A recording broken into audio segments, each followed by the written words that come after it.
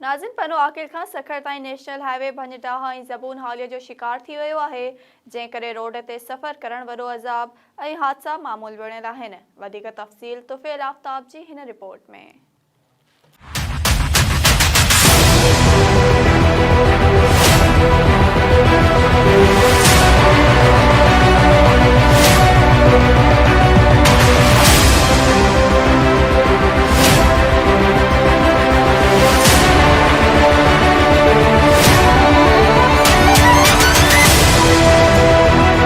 पनवाकिल खां सखर ताईं क़ौमी शाहराह जी हालत इंतहाई ख़राब थी वई आहे। ख़ासि करे पनवाकिल जे बिलार क़ौम खां सदूजा चौक, बैजी ऐं सांगी ताईं 20 किलोमीटर रोड तबाह हाल आहे।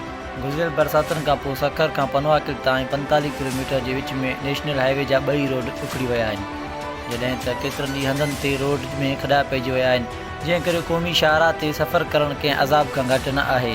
बारिशुनि खां पोइ शदीद नमूनो जेको आहे ख़राब थी चुको आहे, पर हिन वक़्तु ताईं जेको आहे हिन जो कोई बि कमु न थियो आहे। ऐं हिन रोड ख़राब हुजण जे करे हिकु त मिटी तमामु घणी उथे थी, जा जेको आहे त हादसा बि तमामु घणा थियनि था। उहे हिन जे करे त हीअ बैजी चौक ऐं मेन शहर जो चौक आहे, जिथां जेको आहे त माण्हू जी अचु वञु घणी आहे। रोड भॻो पियो आहे, हे हुकूमत कहिड़े कम जी आहे? आवाम थोरो ग़रीब पैसा खाईंदा पिया, रोड भॻा पिया आहिनि, ठाहिराए नथा पिया।